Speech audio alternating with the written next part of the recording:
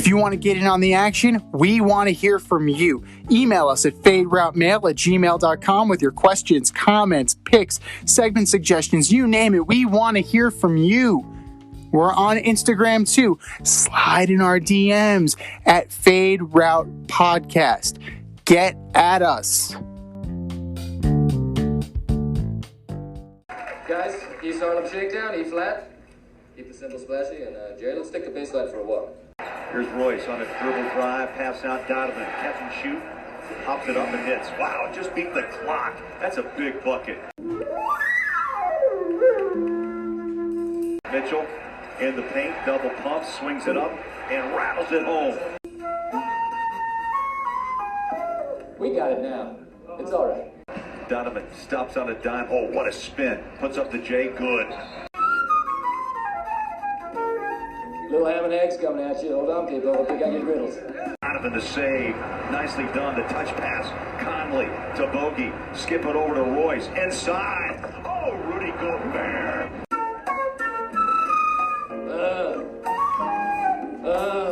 Bogey getting some work. Oh, my. That's baby making music. That's what that is. Down Bogey. Here's Royce. Behind the back. Kick out. Oh, my. Conley just got it away.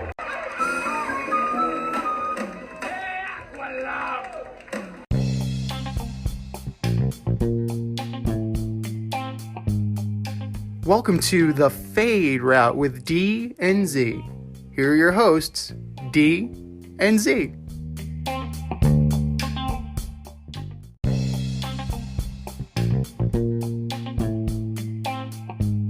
Welcome everybody to this week's episode of the Fade Route with D and Z. I am Z and I am watching the snow fall again as it comes down outside my window, wondering when this will end.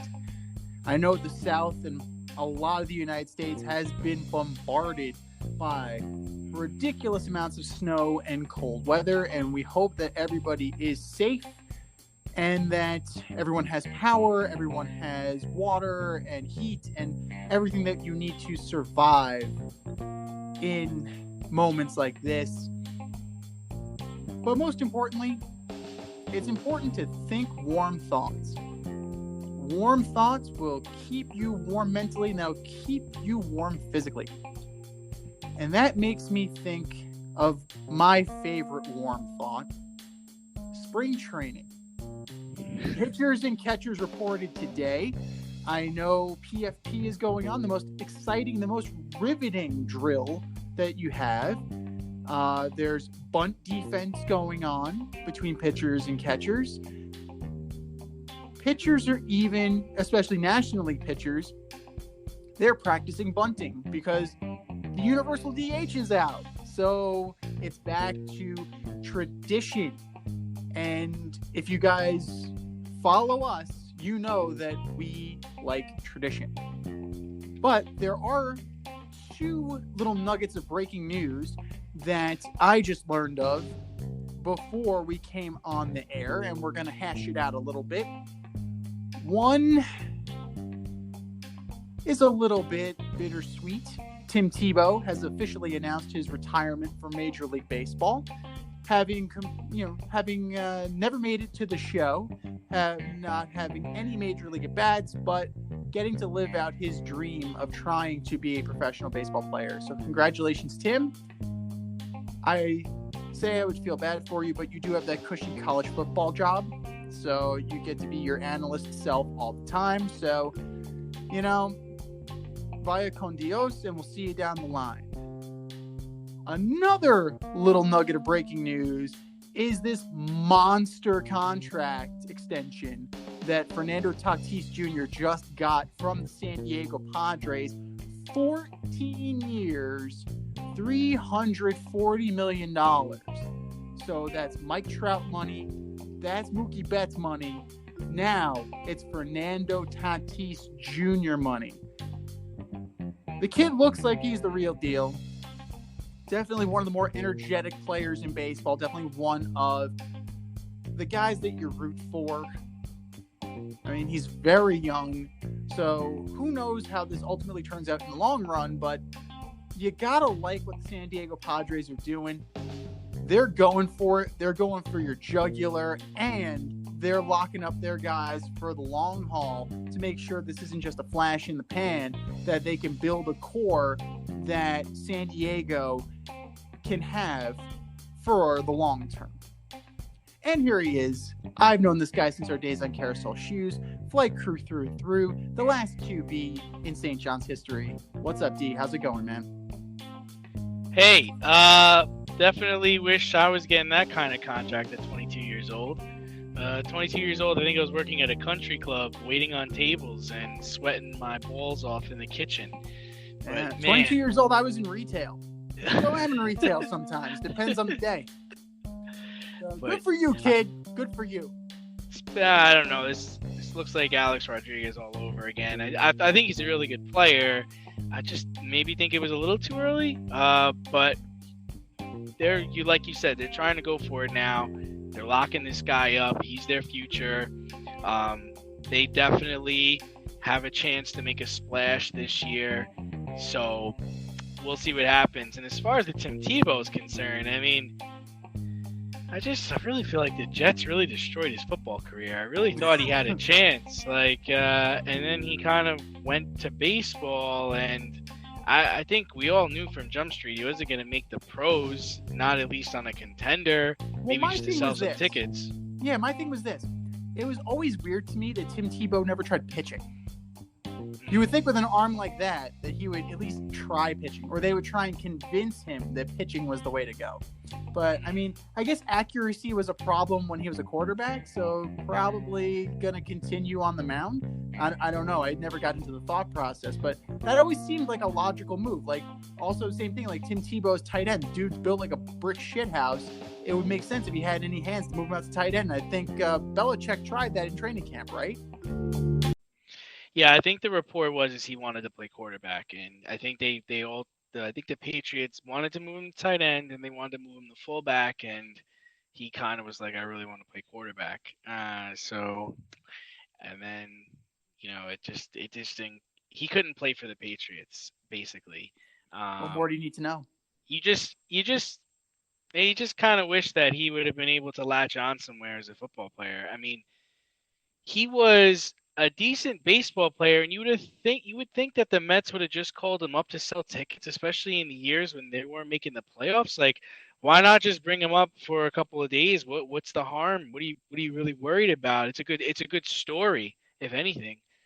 I still go back to when he was in Denver, and he beat the Pittsburgh Steelers in that playoff game. He went to Foxborough and he got rocked, but Josh McDaniels believed in him. Believed him enough to bring him to New England to at least let Bill Belichick see him. When you look around the league, you're telling me that he couldn't play for the Cardinals when Josh Rosen was there. You look at the Miami Dolphins and Fitzpatrick, you're telling me he couldn't play there. It just things like that made it really hard to believe. And I remember at one time, the player escapes me right now, but I remember Buffalo had a guy that they threw out there, and he threw like 6 interceptions in like a half. It's just like, he couldn't play for that guy. Like, that's the greatest quarterback in NFL history, man. That's the Peterman. That's Nate Peterman. Right. So he's currently third string on the Raiders. Right, and Nate Peterman got another job. So it just another example is in Denver, they had to go with Hinton, their practice squad wide receiver. Not saying you should have started Tim Tebow in that situation, but if you're going to let a guy like that play quarterback, how could Tim Tebow not play quarterback? I don't know. My thing is this. I definitely have, as the NFL has evolved too with the RPO and the evolution of the running quarterback, Tim Tebow totally fits in the league now. He didn't necessarily fit back then when you had more emphasis on pocket passing. Now you're trying to de-emphasize that position or that style of QB. So I can see where Tim Tebow is a little bit ahead of his curve. But it's funny that you mentioned Alex Rodriguez before, because this is actually, I believe, the 17-year anniversary of the Yankees' acquisition of Alex Rodriguez. Are they still paying him? They might be. I don't know. I think you're still paying him. it's a Bobby Bonilla situation, you get a little under the table every year until the day he dies. So, ultimately the Yankees did get a World Series out of it. They got a shit ton of headaches out of it. A-Rod got a lot of money. So I guess you would call that a win-win. And as far as the Padres go, the most similar situation I would say in this scenario would be like when the Tampa Bay Rays locked up Price and they locked up, I think they signed Delman Young, and they definitely locked up Evan Longoria for a long term to buy out some of those arbitration years. And ultimately, the Rays they got to one World Series and they're finding relevance now. So who knows where this goes, but you gotta, it's a shrewd move by AJ Preller locking him up now before the number becomes so astronomical. If he continues on this track, he could be like a $500 million guy the way salaries are going. So, that's the most comparable situation. And, ultimately the Rays got nothing out of it, but we'll see where the Padres go.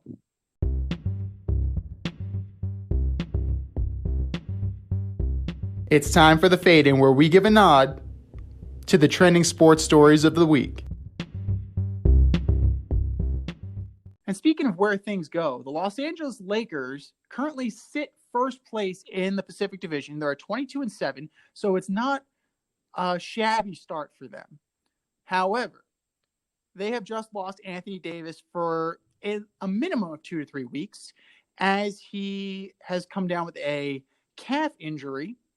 At first, they thought it might have been a ruptured Achilles. I mean, that's a season ender, and usually a season and a half, depending on who you are.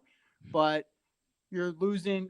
Right now, he's second on the team in points per game. He's number 1 in rebounds per game. He's number 1 in steals per game. And he's number 1 in blocks per game.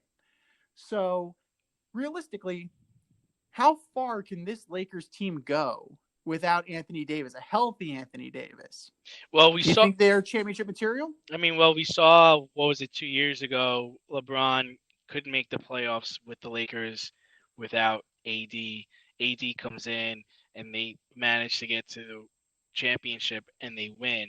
I don't really think they can go that far, especially when you have teams like the Nuggets, the Suns, Portland. I don't think anybody could afford to lose their number 2 guy right now. And like you're saying, he's averaging 22 and 8. Like, who's going to make up for that? Harrell's not going to make up for that. Marc Gasol's not going to make up for that. He's also shooting 50% from the field, and he's quite the defender. A lot of people are saying, oh, the Lakers should go get Blake Griffin. That is a waste of time. I think without AD, this team cannot win the championship. And I'm not doubting LeBron's ability. It's just that even in Cleveland, he had Kyrie. In Miami, he had Bosh and Wade. He needs help. As great as he is, he still needs help. Most of those categories that I rattled off, LeBron is second in. So whatever AD was first in, LeBron is second in. So the team is definitely lagging behind. Marc Gasol is a solid defensive player. I mean, that's what he's most known for. He can provide a little offensive spark. So in the short term, it's not going to be as bad if Marc Gasol is playing. But what you fear, especially with a calf injury, is if AD comes back, overcompensates for that, and now he messes up his knee. Or he blows out his Achilles like everybody was fearing. So this is one of those injuries that you definitely need to baby. And like you said, there are a lot of good teams in the Western Conference. I mean, you didn't even mention the Utah Jazz, and we're going to get to them shortly, but the Nuggets, the Blazers, the resurgent Suns, like these guys, they may not overtake them just because LeBron James has a superior will to everybody known to man. But I mean, they're definitely going to make the playoffs. With a healthy AD, or even a 75% AD, they at least make the conference finals. Without him, they're probably out in the second round. Yeah, I mean, you Realistically, I would say that's fair. right, and you mentioned some teams I didn't mention, but there's also the LA Clippers are right there, and we're not saying they're going to make the playoffs, but Oh, totally. you gotta be able to compete in a 7-game series against some of these teams. Let's not forget, I believe they dropped their first game to Portland in the playoffs last year, and then they came back and beat Portland like 4 straight. That's great, but you can't afford to lose those games if AD is hurt or not 100%. No, of course not. And you need to, if you're the GM and you're evaluating the situation and you're hearing 2 to 3 weeks, that's 2 to 3 weeks from when he'll be able to actually start resuming basketball activity, if you think about that. So it's really not 2 to 3 weeks because you still need to get back into basketball shape. So you're probably looking closer like 4 to 6 weeks. And even then, you need to baby this injury. So you may have to go make a depth move. Now, I mean, you're looking at Griffin and Andre Drummond and, some other, I'm sure there'll be some big guys that are going to be available, but you don't necessarily need like a big time player, big name player. You can go get somebody like when they got JaVale McGee. Like JaVale McGee did a great job for them. Like you just need a guy who comes in. This is your role. Anthony Davis is coming back. We just need you to fill the gap. I'm not sure. You don't need to. I get what you're saying, but I'm not sure you're going to find someone that's going to give you 22-8, and that's what they need. They need 22-8. You need 22-8, 20-10. You need some kind of combination like that because well, you also need some other guys on this team to step up. It doesn't have to necessarily be a 2-horse race. No, but it's like I said, you need that second guy in command. He needs a running partner, and none of these guys are gonna be able to live up to that. Like I mean, I love Dennis Schroeder. I think he was a great pickup this year, and Harrell has been such an impact player for them. But if they're on the floor with LeBron, it's not the same as AD being on the floor with LeBron. And let's not forget the defensive presence he leaves there. He's got long arms. He's tall. He's quick. He protects the basket. These are things that JaVale McGee is not going to be able to give you. No, that's true. But that's also kind of a flaw in the roster setup too, where you have to rely on two guys. So if you look at some other teams around the league, the depth is impressive. It's more spread out and definitely takes the pressure off of your best players. And one of the best examples of that is actually the Utah Jazz. The Utah Jazz, who are the number one team in all of basketball. Yeah. They're number one in the Northwest Division at 23-5. So they're not, the Lakers aren't that far off, but if you look at the Utah Jazz as it's presently constructed, you have guys 5 or 6 deep in terms of points. And, you have Joe Ingles coming off the bench. He's at 11.7. He's averaging 11 points. Joe Ingles, baby. Love it. So Rudy Gobert isn't even like the number 2 to Donovan Mitchell right now. Statistically, it's Jordan Clarkson. Like, who? What? Why? That's wild. How? That's wild. But it's Jordan Clarkson is the second best player in the Utah Jazz right now. He's outplaying Conley. He's outplaying Gobert. He's outplaying Bogdanovich. He's outscoring them. But you're looking at Conley. Like, this is the Mike Conley they thought they were getting. And he's finally stepping up. And he is delivering the assists and the steals like a true point guard does. And Gobert is taking care of his business in the middle as Rudy Gobert does. Hopefully he doesn't lick any microphones again. Yeah. That's the only – what a schmuck. But that's neither here nor there. Like, how good are the Utah Jazz in reality? Yeah, I think you mentioned all those guys. I actually forgot they had some of those players. But like you said, record 23-5. They've won. They're on an 8-game win streak. They've won 9 of their last 10. They kind of remind me of the Bucks from last year, right? They have that kind of feel about them. It's like, yeah, we have a bunch of good players and we're all playing really well together, but I just wonder what's going to happen when in the first round they got to play a team like the Nuggets, when you've got to play Jokic and Murray. Are you ready for that? That's the whole thing. I mean, Jokic is averaging 27 and 11 with 8 assists per game. He's shooting 40% from 3. Who's going to do how are the Nuggets 15 and 12? I want to know how the Nuggets are 15 and 12. I just think a team like that will be tough for them to beat them in a 7-game series. And let's not forget this year, I believe the NBA has moved into a 7 through 10 will play in a play-in tournament to figure out who gets those last 2 spots. So, they could wind up facing a team like the Warriors in the first round, or face a team like Dallas or Memphis. So, I think they're a really good team. They're solid. They're going to be a stunner in the regular season. I think they carry barring any injury, I think they carry this record, and they finished first in the West. But I worry about them come playoff time, especially if they're in a bubble-like format. Well, the one thing that does trouble me is that they are in the top 4 in 3-point shooting. They're a little bit under 40%. So if you go cold at any point and you're relying on that, you're done. Yeah. Like if you remember the Houston Rockets a few years ago, when you go cold from behind 3, it's game over. The one thing that they do have going for them is they are also top 5 in defensive efficiency. I believe they're number 3 actually behind the Lakers, and at number 1, the New York Knicks. So in terms of points allowed, I think they have the 3rd fewest points allowed in all of the NBA. So defense travels. So that's one thing that gives me hope, but the 3-point shooting definitely gives me pause with them. So you mentioned the teams. You definitely can run into a buzzsaw, and anybody can be knocked off in the NBA playoffs. That's really the only that's the real true scenario where teams can be knocked off. So hats off to Quinn Snyder. I mean, he's got them playing, really well. He was an assistant with the Hawks, and he's been all over the world as a coach, and he's been there for the last 7 years. I mean, this year could be an outlier, but they are going to have a tough time, I think, once the playoffs roll around.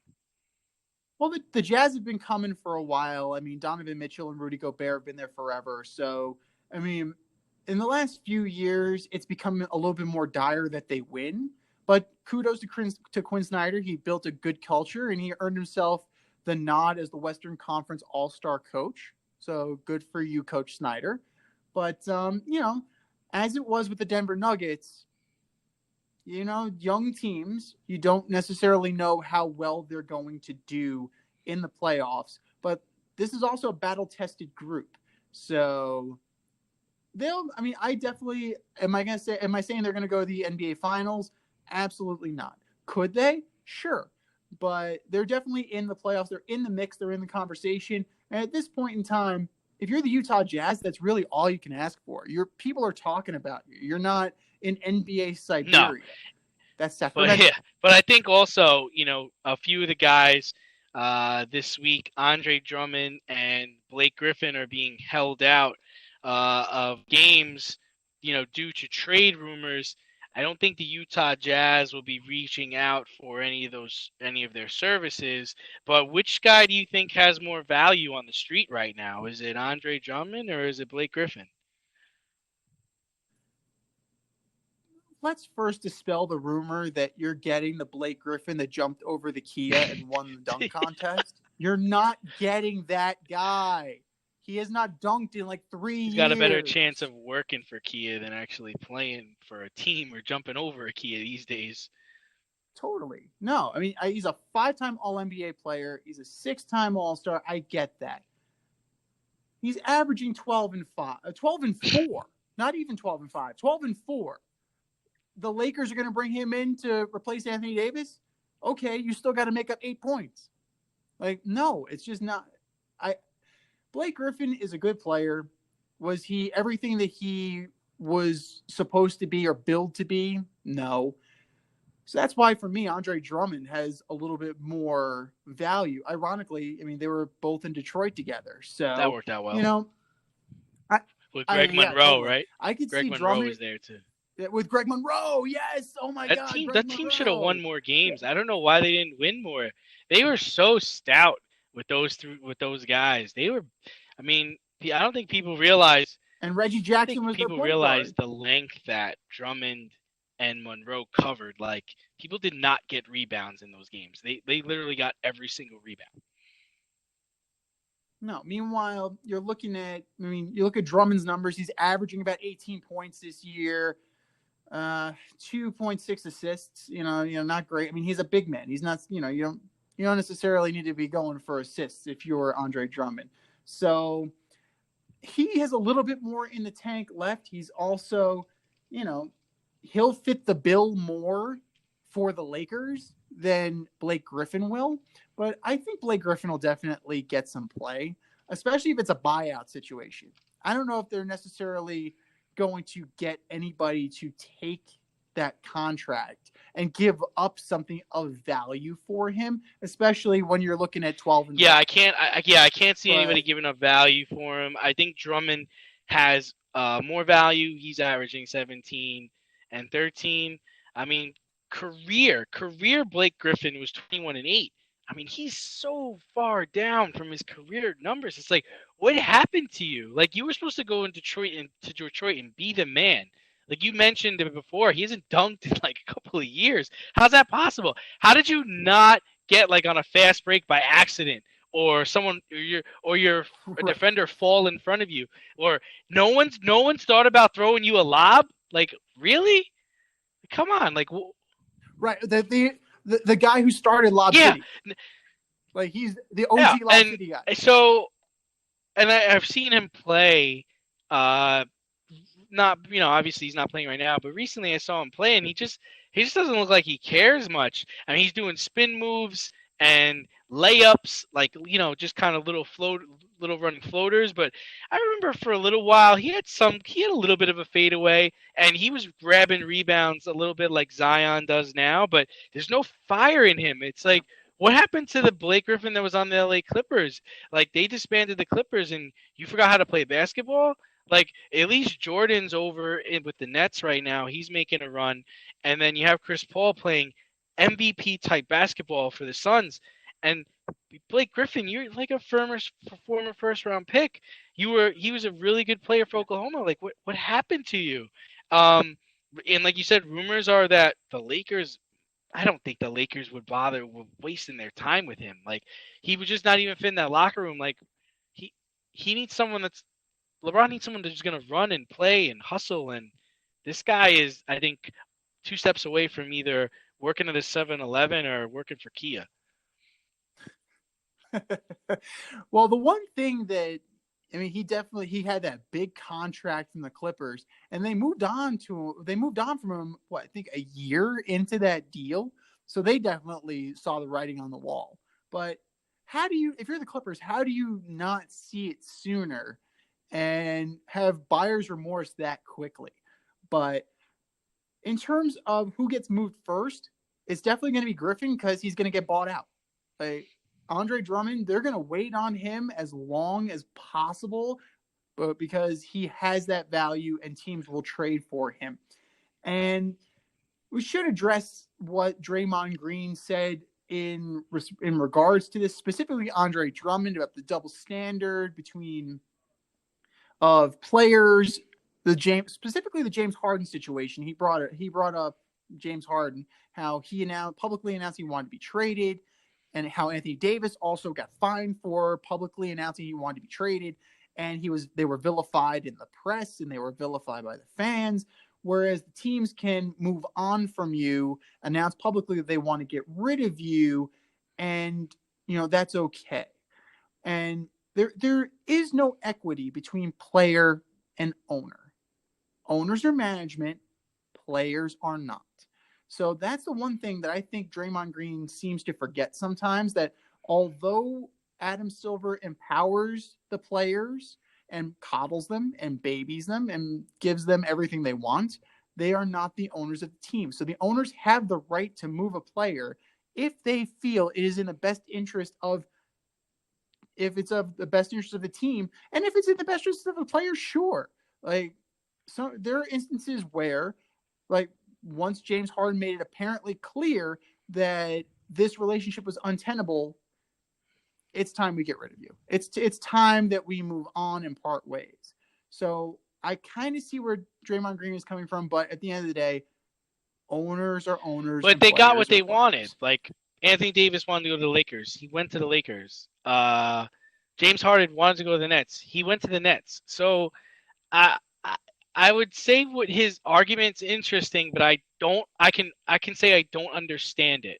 Like, you're playing for a team, they're paying you money to go out there and play. You're not their property. They don't own you, but you're an employee. Like, Right. I think the issue Right.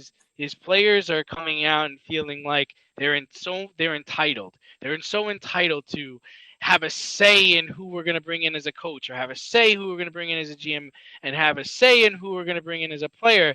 And Adam Silver feeds into that because his approach with the players is like, this is a partnership.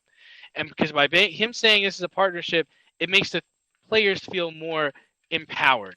When in reality, the players are millionaires. The owners are billionaires, okay? They have more money than any of these guys put together.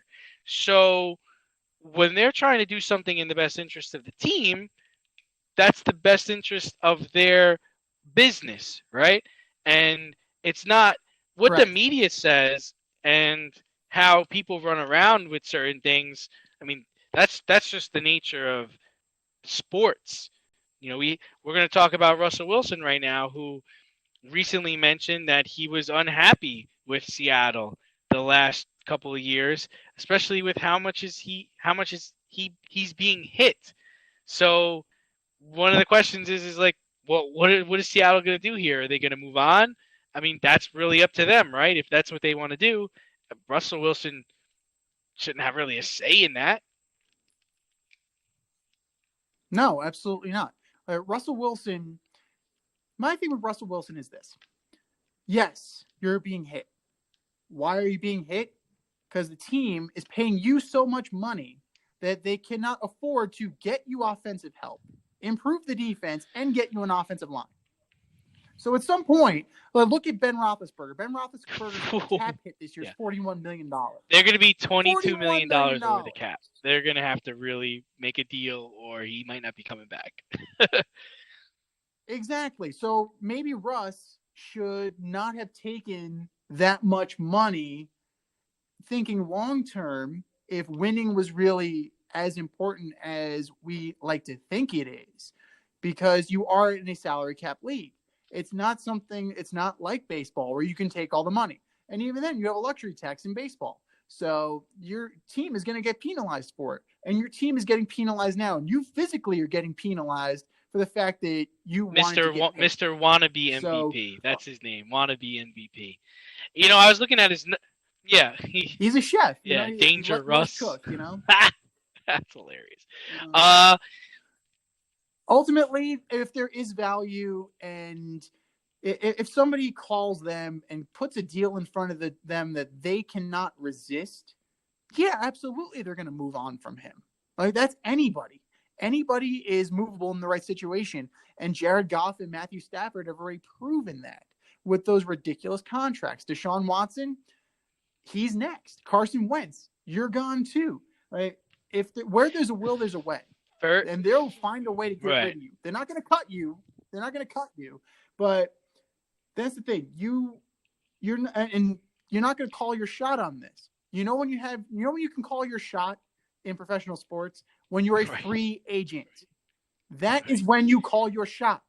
Not when you're under contract. Here's the deal. It's like, I was actually looking at his numbers. He had a really good year. Not an MVP type year, but he had the best numbers of his career this last season with 40 touchdowns and 13 interceptions. I think Seattle should move him. And the first team that came to mind was the Carolina Panthers. And the reason being because they already have Christian McCaffrey. They have a running back. And Russell Wilson benefits so much from having a really good running back, right? And their defense, all they did was draft defensive players last year. So you would imagine that all those guys are going to be a year into their role, and they're going to be a year better. Matt Rule, I thought actually for a rookie coach, did a decent job coaching that team last year. So you send them a number 1 and a 3 for 32-year-old Russell Wilson, right? You're gonna bring him down. Yep. You're gonna sign one of these free agent wide receivers, whether it's Godwin, Antonio Brown, which Russell Wilson works very well with. Right. You still have Robbie Anderson, and you've all of a sudden you've got quite the team. I'm not saying you're going to win a Super Bowl, but you have quite the team put together. And Seattle can go and maybe flip one of your picks for Sam Darnold, right? Or they can draft somebody, or they can trade with Oakland and bring in Mariota just to get them by. I think it's a hell of a move. Now, if you're going to move him, now's the time to move him, because everybody saw Brady go down to Tampa, and they're like, oh, we could rent a quarterback for a year or two and win? Let's do it. And this seems like a good idea. So I would. Yeah. If I'm the Carolina Panthers, I would rather do that trade than the one I heard on the rumor mill for Deshaun Watson. Yeah. Where it was multiple first-round picks and Christian McCaffrey. If I'm Christian McCaffrey, I'm like, what are you talking about? No way. But another guy who's looking for a job right now is J.J. Watt. J.J. Watt asked for his release.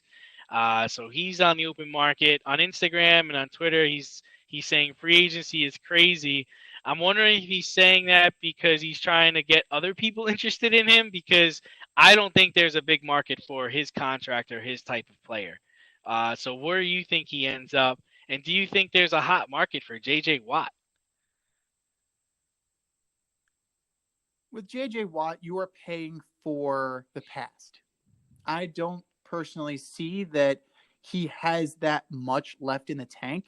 I mean, at this point, he's an injury-prone player. For me, I would only offer him a 1-year contract. Maybe a couple of incentives, maybe some options, to where if he actually legitimately stays healthy and plays his ass off, yeah, this can be lucrative. This can actually be a longer term deal. But I'm not putting a 5-year contract in front of JJ Watt. Absolutely not. So, I mean, I know Dallas was courting him. His brothers in Pittsburgh are courting him. The Dolphins are courting him. He's enamored with the Browns. Which, think about that. I think that where players are enamored with the Browns and they want to go to Cleveland. Like, they now want to go to what world are we living in right now? Cats and dogs living together. Mass hysteria. Mass hysteria. But him, a healthy J.J. Watt on one end of that line and Myles Garrett on the other end of that line, that does sound very appealing. But I don't see it. At the end of the day, I think, I don't know. I envision him with his brothers in Pittsburgh on like a 1-year deal for not that much money. I really don't see that level of market. I mean, I know we've talked. It's funny because I lobbied for this segment, and the more I talk about it, I'm like, who cares where J.J. Watt goes? But we talk about this during the week, and you keep bringing up Pittsburgh. The only thing with Pittsburgh is they're in cap trouble, right? They can't even afford the players they do have. And I just don't think they need him. I mean, they were a number 1 defense without him. So where are you trying to go? Like, how much better could you get? There's a. Well, you may have the thing is you're going to lose Juju. You already lost Marquise Pouncey. Like, Ben may not be long for this team. You may need to you may need to have a Baltimore Ravens 2000 level type defense. But those are all offensive players. Like, they're not losing defensive guys. Their defense is set, and they're 3-4 defense. And I don't particularly see him as, he's more of an end at this point. And Cleveland, I guess, but we saw him play with Jadeveon Clowney in Houston. And were they really that good? mean, they were okay. They were good. I think the problem with J.J. Watt is a lot of people now, if you notice, they talk about his work ethic and they talk about he's a nice guy before they talk about how good of a football player he is, right? And yes. So, what is your football exactly. It's memory like of I J.J. Watt? remember watching a handful of Houston games this year, and I remember Deshaun Watson making some crazy plays, even Brandon Cooks making some great plays. I really can't remember a lot of plays where I was like, wow, J.J. Watt really blew it up there. I think he has trouble with the double team, and he's in the backfield a lot, but a lot of times the play goes right by him. I think a fresh start can help him. But I agree with you in that I see him getting like a 1 year, maybe a 2 year deal, and that's going to come from a team like Oakland, a team like Miami. We just mentioned Seattle. Seattle could really probably use him, but to think that a lot of people are saying he'd go to the Packers, it's like I guess, but I really feel like you said he's one or two injuries away from retiring. He's 31, 32 years old. And, I think his best years are behind him. Totally. And this is not a knock on J.J. Watt. This is not meant to be a slight on J.J. Watt. He's a very good player. And he's a great humanitarian. We know what he did for Hurricane Harvey relief, and he won the Walter Payton Man of the Year award. But as far as a football player and football memories,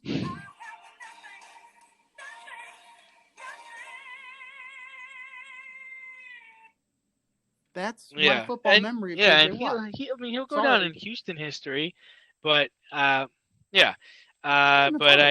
just I can't see a team making a long-term agreement for him. And similarly, this week we saw Urban Meyer try to make a commitment to Chris Doyle, who was the former strength and conditioning coach for Iowa. And he was met with a lot of backlash, so much backlash on this that Chris Doyle resigned before even really accepting the position. So was this an early indicator on how Urban Meyer's football career is going to go, or was just this an outlier and he needed to be reminded that this is not college, this is professional football? Urban Meyer is a smart guy. He always knows when the posse's coming. Like it's a Western movie. He always knows when the guys are coming with the mob, with the pitchforks and the and the fire, and he always knows when to get out of town. This was not a great. It was an error in judgment, a huge error in judgment, to think that you have the credibility to kind of smooth this over with NFL team. I mean, if it was college, like maybe, and we saw that with Zach Taylor. I believe it was Zach Smith. Excuse me. The offensive assistant that went with him he tried to kind of smooth that under the table, but the dude was convicted of domestic violence. Like, it's just like, he attracts bad guys. It just seems to be that kind of thing. And more than ever, integrity matters, character matters. I mean, we've seen it in baseball. Like, this is a reckoning that's happening throughout sports. You cannot be a piece of shit and keep your job. So for Urban Meyer to think he can do that, hopefully this is a moment of humility for him. If not, this is going to be a very short run, and you're going to have to start grabbing your chest again. So I initially had two takes on this. My first is Urban's been around football for a long time. He knows a lot of coaches, a lot of players, a lot of ADs, a lot of general managers, a lot of businessmen, etc. You didn't run this by any of them? You didn't take the temperature on this hire at all? And then during any of the meetings in Jacksonville with the GM or with the owner, you're telling me you never mentioned that you might hire this guy, and they didn't say, well, I don't think that's a good idea, or they were going along with it? So that was my initial thought. Right. And then Yeah. Well, what's your opinion before you continue? What is worse, that he tried to get it past them, or he tried to get a trust me kind of thing? What's worse? It would be worse for me if he was just trying to get it by them. I'm gonna assume this was a trust me on this, because he could say that, right? Because of the history he has in winning and the way he knows players and the way he knows football. So trust me, it gets you far, right? And I got to assume that's what it was. Now, my second thought was I tried to give him the benefit of the doubt, and I'm not defending the hire, but what I can say is Chris Doyle said some terrible things and treated players pretty awfully to the point where he was fired from his job. But everybody deserves a second chance. And maybe Urban Meyer was trying to give this man his second chance because nobody else would. If that's the case, that is true. I'm still not okay with it, but that makes a little bit more sense than a trust me on this, right?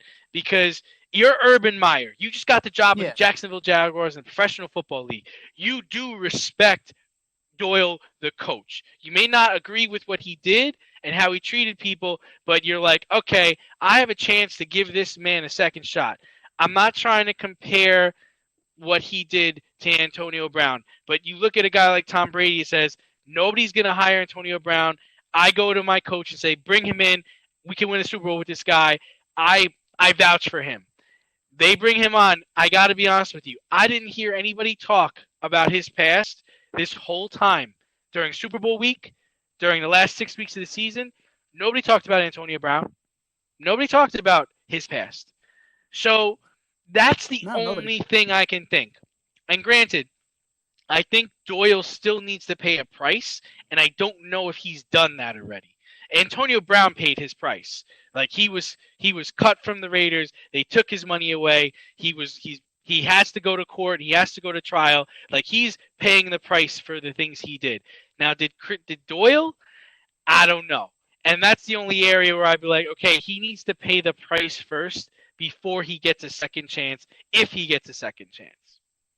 That's...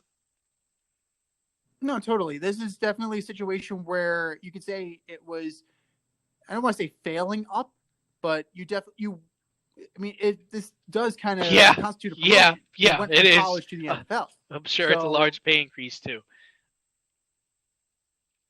No, totally. And I understand that he has, he needs to pay his dues. Sorry. And be sorry. To and be held accountable for what you did. Like what you did was not okay.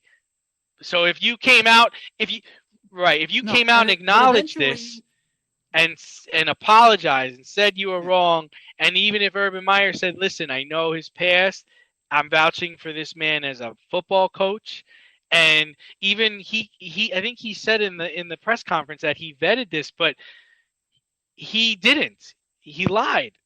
He said he vetted it with players. He's vetted with coaches. Players, like, I don't know what he's talking about. And the other thing is if you talk like that to a player, if Chris Doyle talks like that to a player and belittles a player, there are little repercussions from a college athlete. You talk like that to the wrong man in the NFL, you're gonna get hurt.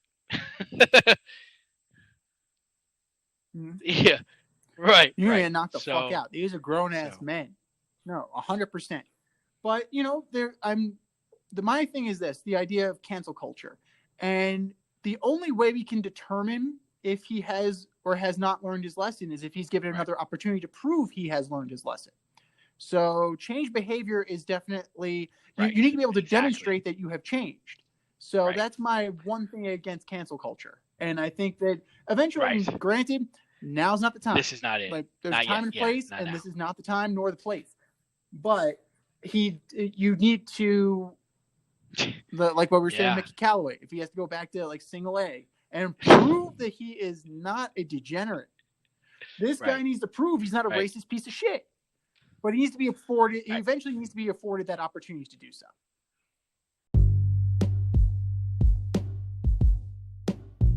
bullshit or no shit? We're going to debunk this week's most controversial sports topics right now. You know the drill, boys and girls. We have a statement, and it's either bullshit or it's no shit. Bullshit or no shit, number one. The New York Jets should trade. Well, I think we all agree that they're going to fuck this up regardless of what they do with it. But my initial response is bullshit. I think they should take the wide receiver from Alabama. Give Darnold someone to throw to. They have plenty of picks to retool other areas of need in the draft, but you have a chance to get a top 5 guy at his position pretty early, and I think that's the right route to go. Oh, I'm really? gonna go no shit on this one, and well, it's no shit with a caveat. It depends on what offer you get. I'm not trading it just for the sake of trading it. I need to get a substantial amount back for this pick, and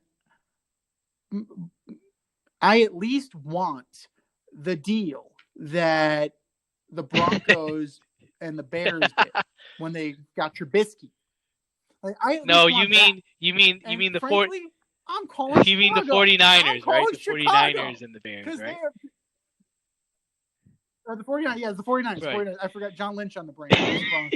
But yeah, but that's the thing. I'm calling the fucking Bears because they're stupid enough. They did it once before.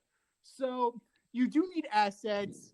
Like, if you don't get a great deal, if you don't get something that blows you away, by all means, take Devontae Smith or take Waddle or take whoever is best available in your opinion.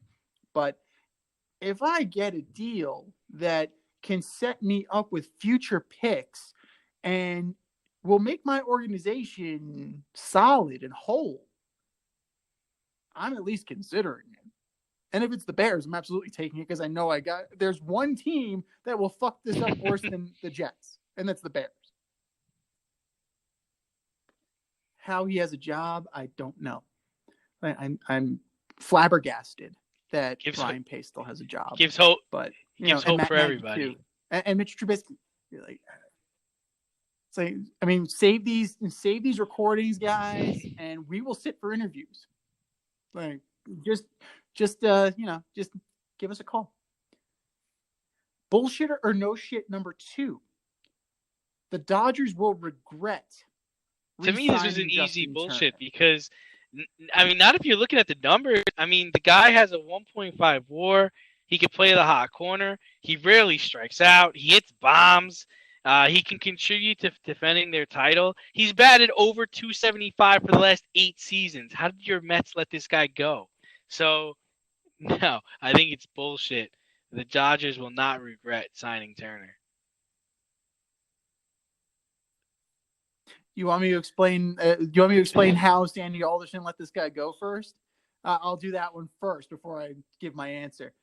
Sandy Alderson does not like people who have personality, because Sandy Alderson himself does not have personality. You know, he's a Marine. I get it. Just very straight-laced. And Justin Turner was young. He was brash. He was a good player. He was a good role player who never got the opportunity to show what he can do on a regular basis. You know, the Mets kind of lucked into Daniel Murphy in that regard, that Murph hit his way into the lineup and he could not be denied. arguably Justin Turner is a better player than Daniel Murphy because he has a full game. Murphy's a great hitter. Do not give him a glove. Justin Turner can actually play the field. He can actually play very well. So this is easily a bullshit. Like, Justin Turner is beloved in that locker room, and his performance has not indicated that he's slowing down. Maybe next year, I mean, it's a 2-year, $34 million contract. Maybe next year he'll start to dip a little bit. And they have Gavin Lux. They'll have guys that, you know, you'll be able to, if he's slowing down, maybe like maybe you'll think about getting rid of him or reducing his role. Who knows? Next year, you may have the universal DH. So, boom, you can just shift him into the DH role. I mean, who knows what happens in year 2 of this deal? But in the immediate moment of year 1 of this deal, it's absolute bullshit. Justin Turner is going to have a rock solid year in the middle of that order with those guys protecting him. Like, no doubt about it in my mind. More or less? Another statement game, boys and girls. We give a statement, and it's either more or less likely it's going to happen. More or less likely that Blake Griffin will have a better next chapter. I think it's kind of go ahead. Matthew Stafford. I'm going to go more likely on this one, believe it or not. Matthew Stafford is 32 going on 62 in his body. And it shocked me. It shocked me that they're only a year apart in age. I sent that to you, and I think you were floored too. But I don't know. I don't see Matthew Stafford having a very long run with the Rams. Blake Griffin, if he is healthy and if he can provide 12-5, that's solid bench numbers for a contending team. And he could definitely continue his career on for years to come if he sticks with a 12 and if he sticks with that 12-5 or even gets better in more truncated minutes. Yeah, I think it's kind of like a trick question, right? Because he could kind of hit the lottery and land with like the Lakers, or he could land like with the Miami Heat. But I'm gonna say less likely. Only because Matthew Stafford's going to LA. That's a playoff contender. Like, we know this already. Blake Griffin, like I said earlier, could find himself working at 7-Eleven or a Kia dealership in the coming weeks, because, like you said, they're gonna buy him out, and he's gonna wind up, hitting the free agent. He's gonna wind up going to waiver wire. I just don't know a team that needs what he could provide or wants what he could provide, unless he's gonna turn into this completely different player. I don't see how any team's like, you know what we're missing? We're missing Blake Griffin. Let's get him in here. Let's try. Like, I just don't see that happening. There it is. That's the case cracker. That's the X factor right there. Blake Griffin. Wait. From a couple years ago? No. Unless you're like right Sean McVay or Les Snead, you're not sitting around a table talking about Blake Griffin. Oh man, they are in such salary cap hell though. The Rams, like that's the one thing, man. That's the one thing that definitely gives me pause. Blake Griffin can call his shot. Matthew Stafford already called his shot. And are we going to see the Rams slowly stripping away pieces from this team because they can't afford to keep them? That's definitely the next level question that, we'll see what happens. But in the short term, I'd rather be Matthew Stafford than Blake Griffin. But long term, I think I'd rather be Blake Griffin than Matthew Stafford. Last one, more or less likely, Vladimir Guerrero Jr. will lead the league in home runs this season.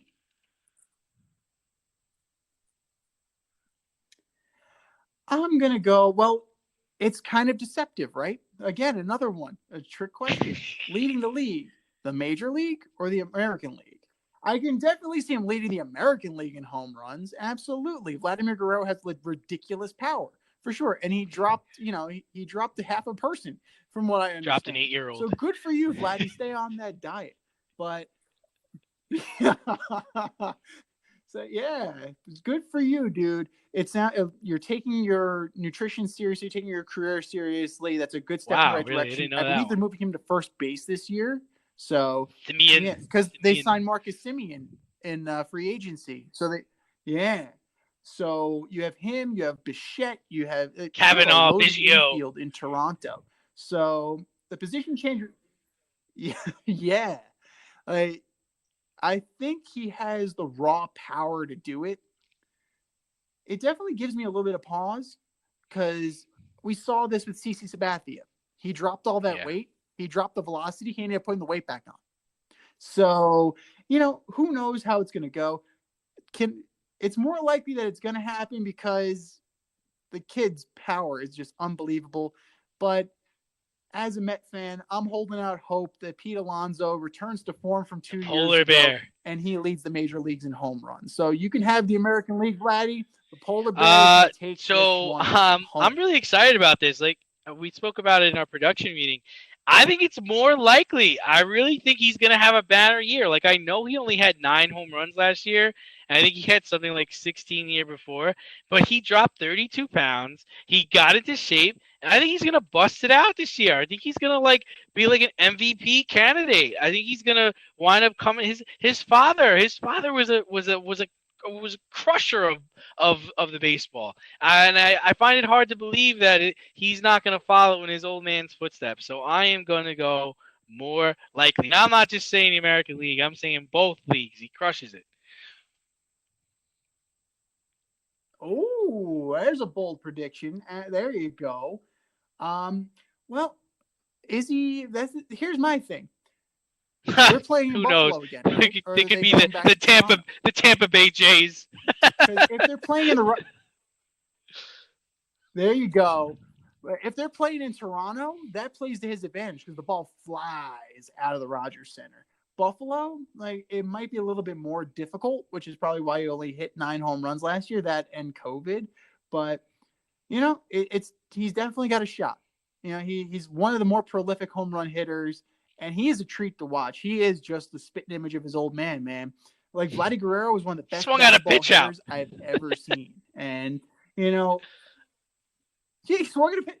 hit a ball that bounced in front of home plate, and he got a single. Vladimir Guerrero is no joke, man.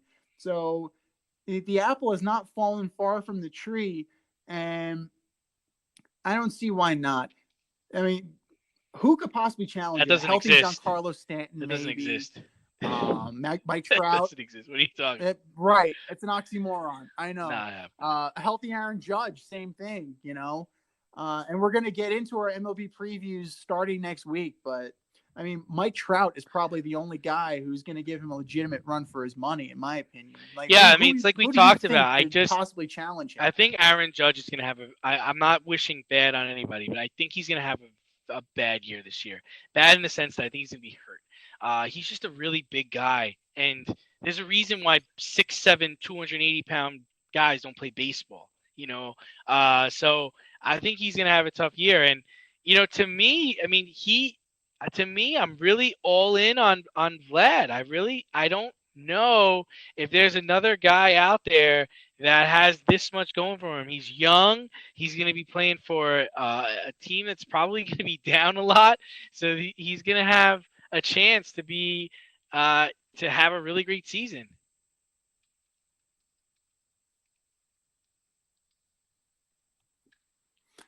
Well, he's definitely got a shot, and he is one of the more prolific home run hitters. So you always have to think anybody, Trout is going to be in the running. Got that shot.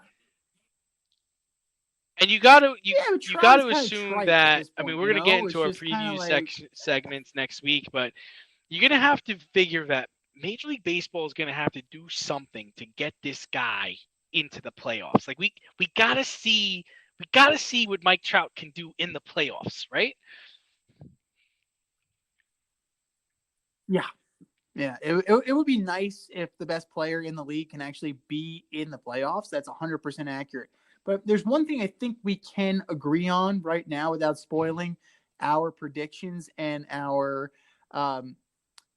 projections. I think we can agree that it's going to take a lot more than 22 home runs next year to lead the major leagues. And that's no offense to Luke Voigt. That is no offense to Luke Voigt whatsoever. But over a full course of the season, we're talking dead ball era. We're talking before the dead ball era. It's 22 is not. But you also get it done you think guys like Ronald Acuna is going to have a good year. George Springer, new place, he should have a decent year. Nolan Arenado has a lot to prove. It's going to be, it's the team George is good. Springer's in that lineup with Vladdy. We have a lot of our listeners that really love football, but how could you not get romantic about baseball? Well, thanks for It is the greatest game on earth, man. What? It is perfection. Rob Manfred. It was that perfection. Bastard. Before Rob Manfred. Thanks for tuning in tonight. You can catch our podcast every Wednesday nights on the Anchor, Spotify, or other outlets where you listen to your podcasts. Until next time, stay faded, everybody. Thanks for listening to this episode of our podcast. If you like what you heard and want to hear more, be sure to like and subscribe on your favorite podcast platform. Rate us 5 stars, leave us a review, turn on subscription notifications, and tell your friends. Spread the word, spread it wide.